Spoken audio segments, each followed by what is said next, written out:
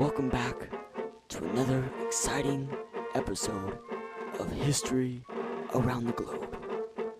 The show that takes you around the globe to learn history. America is amazing. This week, we bring you to Fort Huachuca Army Intelligence Installation, where we learn about Prosser Village and all of the outstanding buildings within its complex. Staff Sergeant Prosser was an intelligence analyst who made the ultimate sacrifice for his country. He exhibited exceptional courage and leadership during the execution of combat operations in Afghanistan while serving as an assistant intelligence officer with the United States Army Special Forces. Staff Sergeant Prosser's flawless execution of his intelligence duties and selfless service to his comrades in arms epitomized the Military Intelligence Corps motto, always out front. Staff Sergeant Prosser's distinguished service to our Army serves as an inspiration to all soldiers and exemplifies the values that make our nation great. This complex of barracks, dining facilities, and classrooms is one of two such complexes on Fort Huachuca designed for AIT soldiers. Prosser was an MI NCO assigned to the MI Detachment 2nd Battalion, 5th Special Forces Group, Airborne, which was sent to Afghanistan following the terrorist attacks on September 11, 2001. While assisting villagers who had rebelled against the Taliban oppressors, Prosser and his team called in airstrikes on the Taliban convoy before it could reach the village. The 28-year-old Prosser posthumously received a Bronze Star for valor and a Purple Heart. Sergeant De Pasqua was a World War I undercover agent and member of the Corps of Intelligence Police, CIP. He infiltrated German-sponsored subversive movements in the police and prevented severe losses to the Allies from sabotage and espionage. He was the first member of the CIP to be awarded the Citation for Meritorious Service. De Pasqua, a master of several languages, was able to move freely and unnoticed while posing as an interpreter for the American Red Cross during World War I. Calling himself Pietro, he befriended a Spaniard named Diaz, whose group was planning acts of sabotage through a German spy master. Pietro acted as their courier and uncovered their plot to destroy a major munitions depot. Known as the Limping Lady because of her wooden leg, Miss Hall used her covers as a journalist to work for the British Special Operations Executive and later the American Office of Strategic Services in World War II, occupied France. She organized intelligence, sabotage, and resistance units that played a major role in the Allied victory in France. In a rare distinction for a civilian, she was awarded the Distinguished Service Cross at the end of the war. She went on to serve in the CIA until she retired in 1972. This building in Prosser Village is one of only two buildings on post named for a woman. During World War II, Hall worked with both the British Special Operations Executive and the American Office of Strategic Services.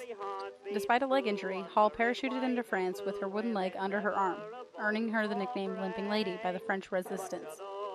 The Germans called her Artemis and placed her on the Gestapo's most wanted list of Allied spies. She had many Allied code names such as Boozy, Mary Monin, Germaine, Diane, and Camille, and she spoke fluent English, French, German, and Italian. Private First Class Cap was a radio intercept operator in the Philippines during the Japanese invasion. Remaining until his mission could no longer be accomplished, he helped lead a heroic 6-month odyssey through the islands until captured by the Japanese army in September 1942. He remained in captivity until his death in 1944. Cap was stationed in the Philippines at the outbreak of World War II. After the fall of the Philippines to the Japanese, he and his fellow signals intelligence operators eluded the Japanese for 6 months. Purchasing a makeshift boat with his own money, Cap and his men set sail for Australia, but currents and winds forced them to the Indonesian islands, where they were quickly captured by the Japanese. The voyage severely damaged Cap's health, and he suffered further from exposure, disease, and starvation as a prisoner of war. Colonel Hitt had a lifelong interest in cryptology. A veteran of the Spanish-American War, he developed measures that revealed and resolved deficiencies in Army ciphers during World War I. His manual for the solution of military ciphers was the first ever published on cryptology in the United States. Parker Hitt was a civil engineering student at Purdue University when he decided to join the Army. Hitt also served as the assistant to the chief signal officer in Pershing's American Expeditionary Forces during World War I. He had a flair for solving ciphers and literally wrote the book on the subject. His own code machine was modified and adopted by the Army as the M94, which was used until World War II. As General Patton's G2 during World War II, Brigadier General Kutch pioneered the concept of all-source intelligence and analysis. He never allowed General Patton to be surprised by enemy action. After World War II, General Kutch organized and commanded the United States Army's first peacetime intelligence school. He developed a G2 intelligence planning cycle that was the forerunner of the modern-day intelligence cycle. His book, G2 Intelligence for Patton, continues to be a required reading for military intelligence officers. Kutch did more for the development of combat intelligence than any other American intelligence officer prior to or during World War II.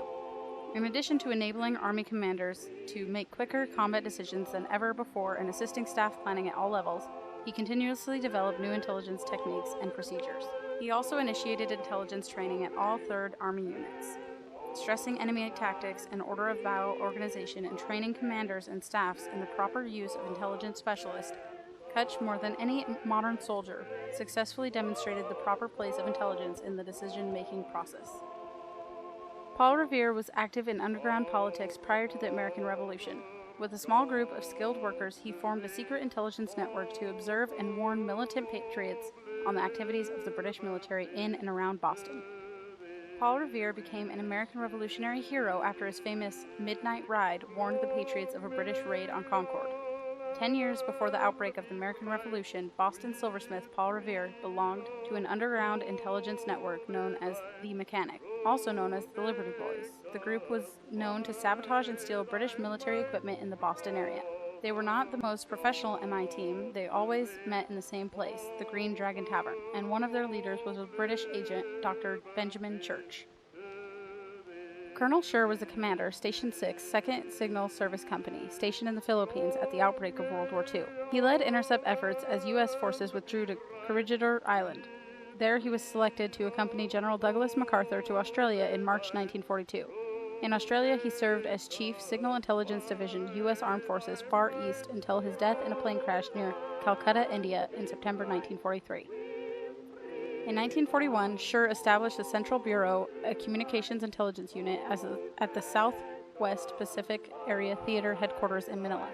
When the Japanese invaded the Philippines on December 22nd, Schur's men were activated to Corregidor, where they continued to operate a tiny intercept station. When MacArthur left the Philippines in 1942 for Australia, he took Schur with him because his mastery of cryptanalysis was deemed crucial to the war effort. General Willoughby was the G2 for General Douglas MacArthur throughout the Pacific campaigns of World War II. After the war, he accompanied MacArthur to Japan and served as a senior intelligence officer in the Army of Occupation and in the U.S. Army Far East Command. He retired from the Army in 1951.